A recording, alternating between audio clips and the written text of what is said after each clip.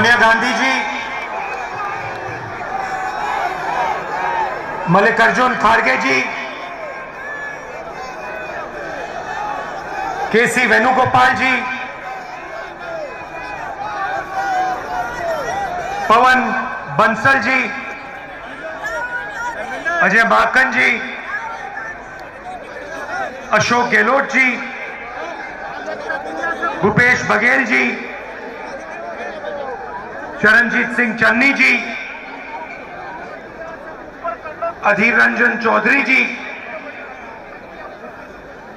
गोविंद सिंह दोतासरा जी, प्रियंका जी, सचिन पायलट जी, stage पे Congress party के वरिष्ठ नेता, भाई और बहनों, प्रेस के हमारे मित्रों, आप सबका यहां बहुत बहुत स्वागत। दूर दूर से आप आए, हमारी बात सुनने आए, इसके लिए बहुत बहुत धन्यवाद।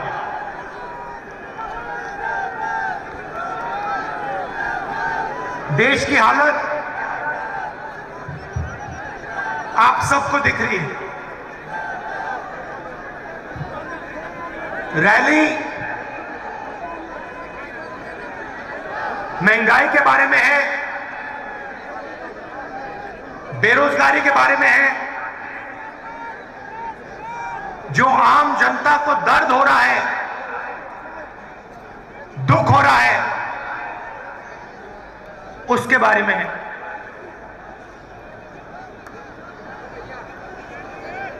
देश की आज जो हालत है, शायद पहले कभी नहीं हुई। पूरा का पूरा धन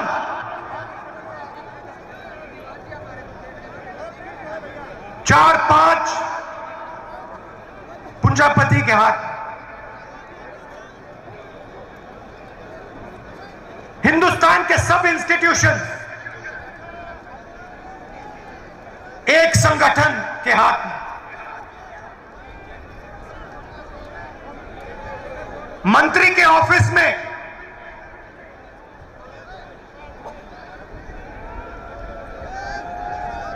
आरएसएस के ओएसडी। देश को जनता नहीं चला रही है, देश को 3-4 पूंजीपति चला रहे हैं। और हमारे प्रधानमंत्री जी उनका काम कर रहे हैं।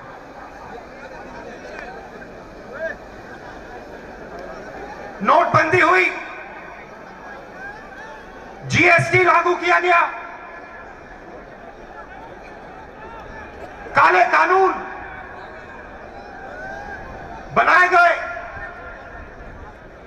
और कोरोना के समय आपने देश की जनता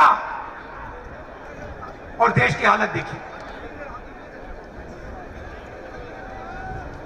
मगर इन चीजों के बोलने से पहले मैं आज आपसे एक दूसरी बात करना चाहता हूं।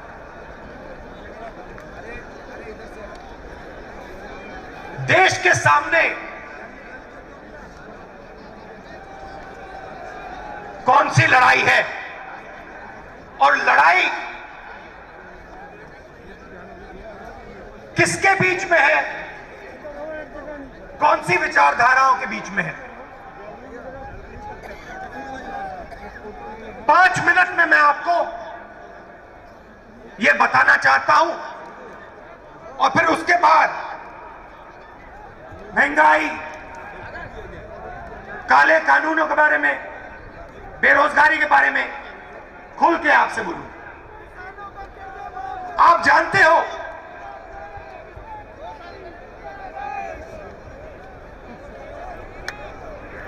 कि 2 जीवों जीवों की एक आत्मा नहीं हो सकती। क्या दो जीवों की एक आत्मा हो सकती है? नहीं हो सकती। वैसे ही दो शब्दों का एक मतलब नहीं हो सकता।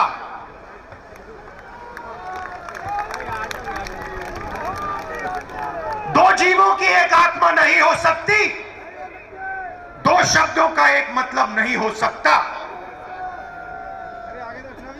हर शब्द का अलग मतलब होता है। देश की राजनीति में आज दो शब्दों की टक्कर है, अलग शब्दों की। इनके मतलब अलग हैं। एक शब्द हिंदू, दूसरा शब्द हिंदुत्ववादी। ये एक चीज नहीं है, ये दो अलग शब्द हैं और इनका मतलब बिल्कुल अलग है। मैं हिंदू हूं मगर हिंदुत्ववादी नहीं हूं। ये सब हिंदू हैं मगर हिंदुत्ववादी नहीं है। और आज मैं आपको हिंदू शब्द और हिंदुत्ववादी शब्द के बीच में फर्क बताना चाहता हूं। भाइयों और बहनों, महात्मा गांधी हिंदू, सही बोला? महात्मा गांधी हिंदू, गोडसे हिंदुत्ववादी।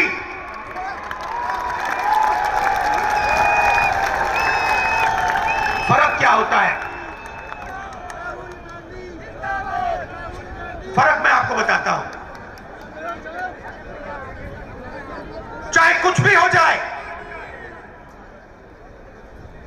हिंदू सत्य को ढूंढता है। मर जाए, कट जाए, पिस जाए, हिंदू सच को ढूंढता है। उसका रास्ता सत्याग्रह। पूरी जिंदगी वो सच को ढूंढने में निकाल देता है। महात्मा गांधी ने ऑटोबायोग्राफी लिखी, माय एक्सपेरिमेंट्स विद ट्रूथ। मतलब पूरी जिंदगी उन्होंने सत्य को समझने के लिए, सच को ढूंढने के लिए बिता दी। और अंत में एक हिंदुत्ववादी ने उनकी छाती में 3 गोली मारी।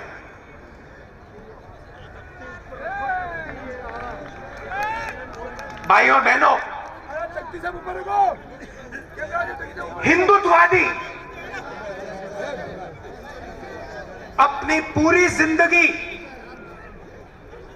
सत्ता को खोजने में डाल देता है, लगा देता है। उसको सत्य से कुछ लेना देना नहीं, उसे सिर्फ सत्ता चाहिए और सत्ता के लिए वो कुछ भी कर डालेगा। किसी को मार देगा, कुछ भी बोल देगा, जला देगा, काट देगा, पीट देगा, मार देगा, उसे सत्ता चाहिए। उसका रास्ता सत्याग्रह नहीं, उसका रास्ता सत्याग्रह है।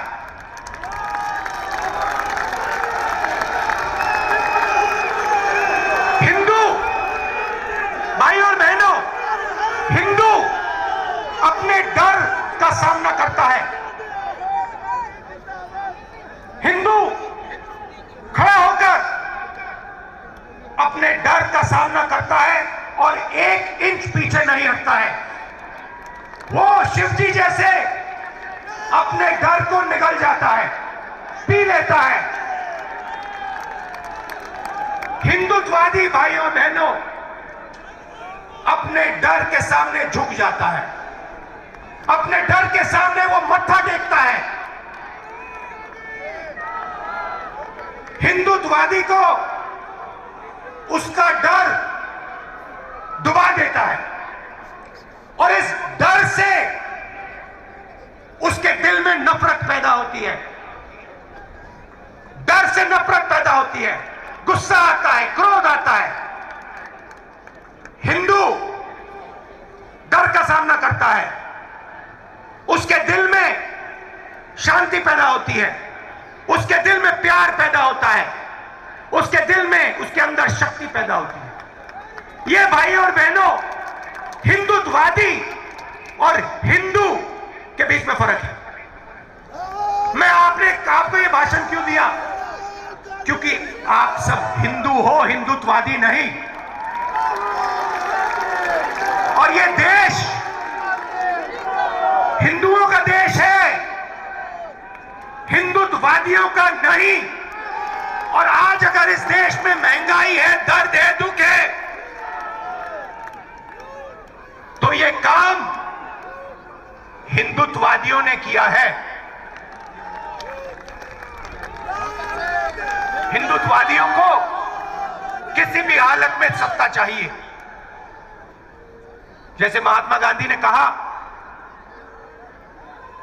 मैं सच्चाई चाहता हूं, मैं सच्चाई ढूंढता हूं, मुझे सत्ता नहीं चाहिए।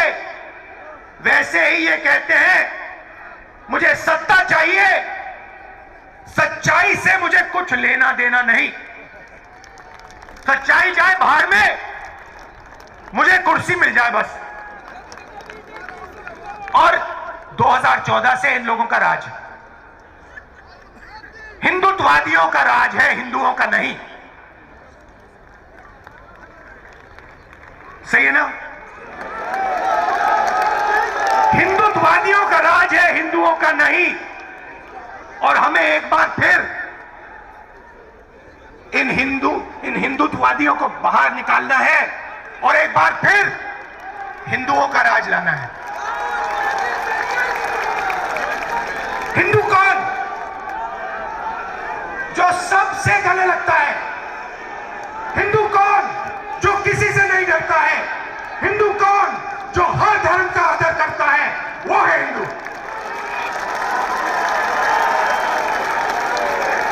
आप हमारे कोई भी शास्त्र पढ़ लीजिए, रामायण पढ़िए,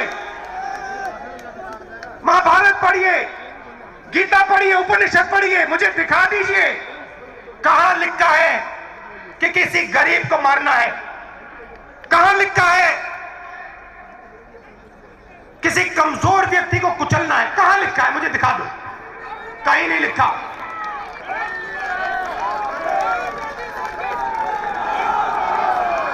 गीता में लिखा है, गीता में लिखा है, सत्य की लड़ाई लड़ो, मर जाओ, कट जाओ, सत्य की लड़ाई लड़ो। गीता में कृष्ण जी ने अर्जुन से यह नहीं कहा कि अपने भाइयों को सत्ता के लिए मारो। कृष्ण ने अर्जुन से कहा, अपने भाइयों को सच्चाई के लिए मारो। ये लड़ाई भाई और बहनों आज हिंदुस्तान में चल रही है। ये झूठे हिंदू, ये झूठे हिंदू एक तरफ हिंदुत्ववादी और दूसरी तरफ सच्चे हिंदू, प्यार वाले हिंदू, भाईचारे वाले हिंदू, सबका आदर करने वाले हिंदू। अब मैं आपको बताना चाहता हूं हुआ क्या, क्योंकि हमारी जनता को समझ नहीं आया कि हुआ क्या। छोटा सा उदाहरण, आज हिंदुस्तान की 1% आबादी के हाथ में हिंदुस्तान का 33% धन है। 1% आबादी के हाथ में 33% धन। 10% आबादी के हाथ में 65% धन और सबसे गरीब 50% आबादी के हाथ में 6% धन। भाई और बहनों, नरेंद्र मोदी जी ने हिंदुस्तान के सबसे गरीब 50% के हाथ में इस देश का सिर्फ 6% धन छोड़ा है। यह जादू कैसे किया? इस जादू के कौन से औजार थे और इस जादू को किसने किया, मैं आज आपको बताना चाहता हूं। औजार नोटबंदी, जीएसटी, किसान के खिलाफ 3 काले कानून। भाई और बहनों, नरेंद्र मोदी जी के आने से पहले हिंदुस्तान का जो असंगठित सेक्टर था, छोटे दुकानदार, गरीब लोग, छोटे कंपनी वाले जो घर में अगरबत्ती बनाते थे, चप्पल बनाते थे, जूता बनाते थे, कपड़े सीलते थे, किसान जो संगठित नहीं थे, मोदी जी के आने से पहले असंगठित क्षेत्र का हिस्सा 52% हुआ करता था।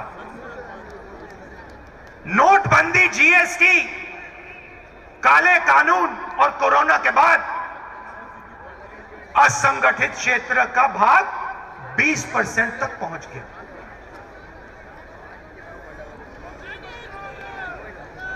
भाई और बहनों, हिंदुस्तान का 90% फायदा, 90% प्रॉफिट, कॉर्पोरेट प्रॉफिट 20 कंपनियों को जाता है। ये जो आप टीवी देख रहे हैं ना, ये जो इस रैली को 5 मिनट के लिए दिखाएंगे, ये उनके गुलाम है।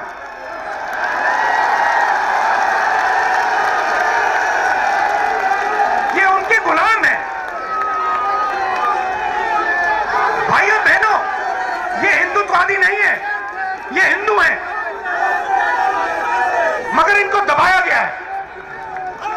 हिंदुत्ववादियों ने इन बेचारों को दबा दिया है।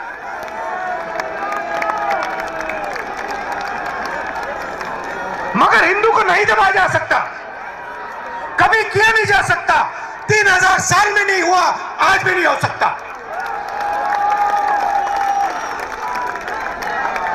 क्योंकि हम डरते नहीं है, हम किसी से नहीं डरते, हम मरने से नहीं डरते। लो, तो नरेंद्र मोदी जी और उनके 3-4 उद्योगपतियों ने, हिंदुत्ववादियों ने इस देश को 10 साल में बर्बाद, 8 साल में बर्बाद कर दिया, खत्म कर दिया। 7 साल में जो पहले किसान पैसे बनाता था, हमने कर्जा माफी की। हम बात को समझे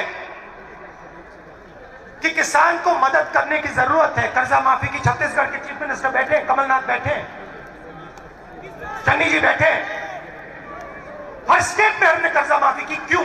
क्योंकि हम जानते हैं कि किसान इस देश की रीढ़ की हड्डी है, उसके बिना कुछ नहीं हो सकता। नरेंद्र मोदी जी ने किसानों की जो आत्मा है, उनका जो दिल है, छाती में चाकू मार। और भाइयों बहनों, आगे से नहीं, यूं नहीं,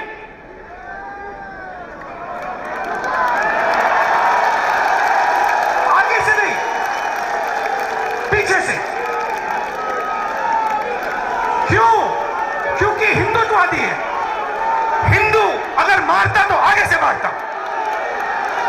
हिंदुत्ववादी है तो पीछे से मारेगा।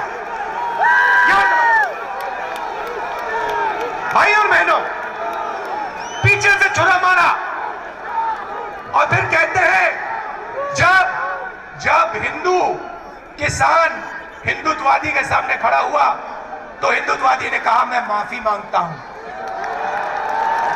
मैं माफी मांगता हूं। और फिर चन्नी जी बैठे हैं।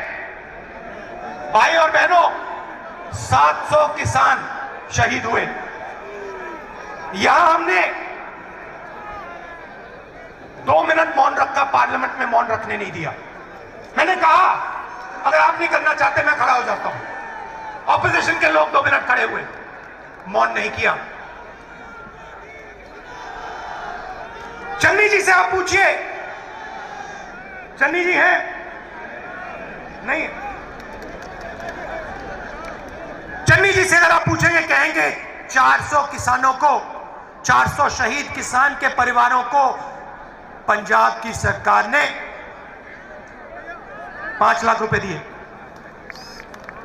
और उनमें से 152 को रोजगार दिलवा दिया है और बाकी को हम रोजगार देने जा रहे हैं। आप है ना? सही बोला। हिंदुस्तान की सरकार कहती है, पार्लियामेंट में कहती है हमें मालूम नहीं कौन से किसान मरे, हमारे पास लिस्ट ही नहीं है, कोई किसान शहीद हुए ही नहीं। पार्लियामेंट में कहा हम कॉम्पनसेशन कैसे दें, हाँ तो मालूम ही नहीं। मैंने पंजाब की लिस्ट ली, हरियाणा से 70-80 और नाम लिए, 500 लोगों की लिस्ट मैंने पार्लियामेंट में रखी और कहा देखिए पंजाब की सरकार ने मुआवजा दिया है, कॉम्पनसेशन दिया है, आप भी दे दीजिए। माफी मांगी, पहले पीछे से छुरा मारा, फिर माफी मांगी और जब कॉम्पनसेशन देने की बात आई, 5 लाख 10 लाख 25 लाख रुपए देने की बात आई तो नरेंद्र मोदी नहीं दे सकता क्योंकि वो किसान मरे ही नहीं, वो शहीद नहीं हुए। तो ये जो सोच है हिंदुत्ववादियों की, चाइना की सेना हिंदुस्तान के अंदर आ जाएगी, 1000 किलोमीटर ले जाएगी, प्रधानमंत्री कहेंगे देश के अंदर कोई नहीं आया, और फिर डिफेंस मिनिस्ट्री कहेगी कि चाइना हमारे देश के अंदर आ गई, चाइना की सेना हमारे देश के अंदर है। भाइयों बहनों, थोड़ा मैं आपको पढ़ के बताना चाहता हूं। गैस सिलेंडर 2014 में 414 रुपए, 221 900 रुपए, 117% बढ़ोतरी। पेट्रोल 70 रुपए, आज 100 रुपए। डीजल 60 रुपए, आज 90 रुपए। चीनी 30 रुपए, आज 50 रुपए। घी 350 रुपए लीटर, आज 650 रुपए लीटर। आटा 15 रुपए, आज 30 रुपए। दाल 70 रुपए, आज 190 रुपए। अच्छे दिन आ गए, अच्छे दिन। किसके? हम दो हमारे दो, उनके। एयरपोर्ट देखो, पोर्ट देखो, कोल माइन देखो, टेलीफोन देखो, सुपरमार्केट देखो, जहां भी देखो भैया 2 लोग दिखेंगे आपको, अदानी जी, अंबानी जी। उनकी गलती नहीं है। देखो भैया, आपको अगर कोई मुफ्त में कुछ दे, आप क्या वापस दे दोगे? नहीं दोगे।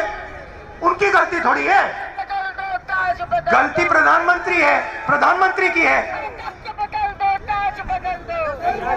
24 घंटा सुबह उठते कहते भैया आज अदानी अंबानी को क्या दे, चलो भैया आज एयरपोर्ट दे देते हैं, चलो भैया आज किसानों के खेत दे देते हैं। चलो आज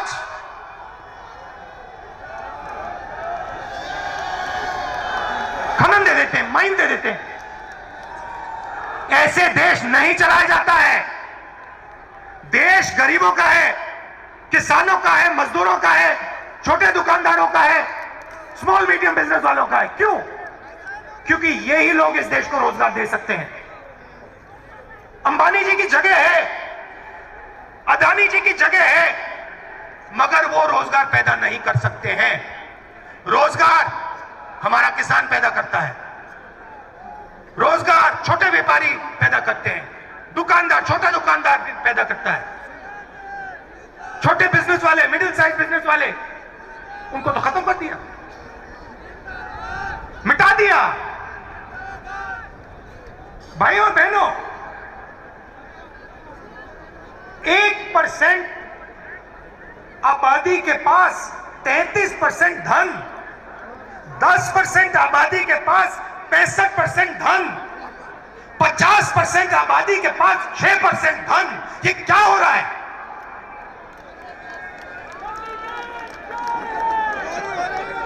हिंदुस्तान को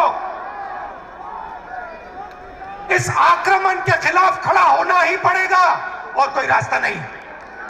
और आप देखना, ये देश एक आवाज से खड़ा होगा। राजस्थान एक आवाज से खड़ा होगा और नरेंद्र मोदी जी को रास्ता दिखाएगा।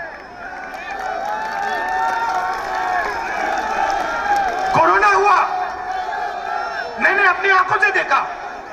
बाकी देशों ने अपने लोगों के जेब में पैसा डाला।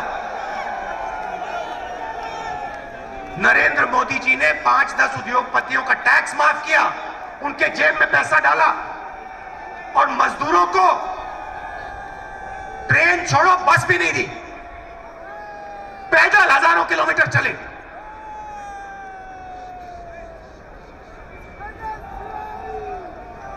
सौ 200 लोग सड़क पे मर गए।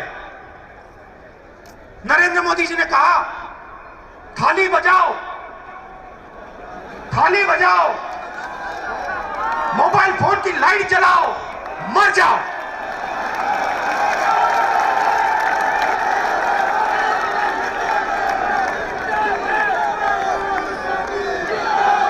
रोजगार की बात करते हैं।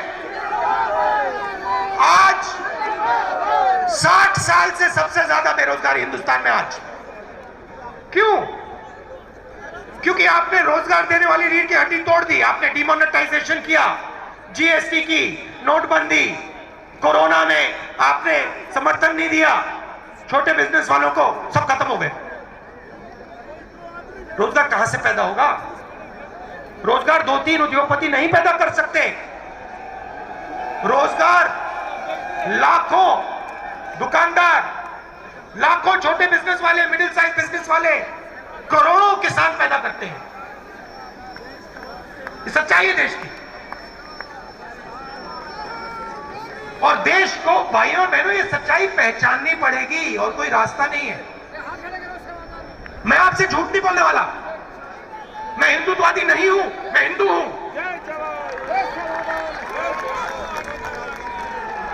मैं डरता नहीं हूं। सत्ता मिले ना मिले कोई फर्क नहीं पड़ता। मैं सच्चाई के रास्ते से नहीं हटने वाला। मगर सच्चाई देश को पहचाननी पड़ेगी। चाइना ने अरुणाचल में, लद्दाख में हमारी जमीन ली है। मोदी जी कहते कुछ नहीं हुआ। किसान, 700 किसान शहीद हुए, मोदी जी कहते कुछ नहीं हुआ।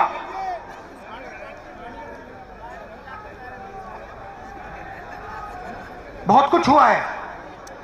बहुत लोगों को चोट लगी है, बहुत लोगों की जान गई है, बहुत दुख हुआ है।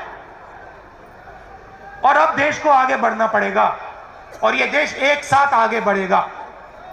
आप दूर दूर से आए, आपने इतने प्यार से मेरी बात सुनी, मुझे बहुत अच्छा लगा। आप हो कांग्रेस पार्टी की शक्ति, आप हो इस देश की सच्चाई।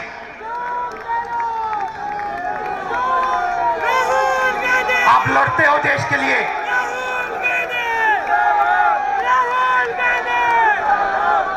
डरो मत,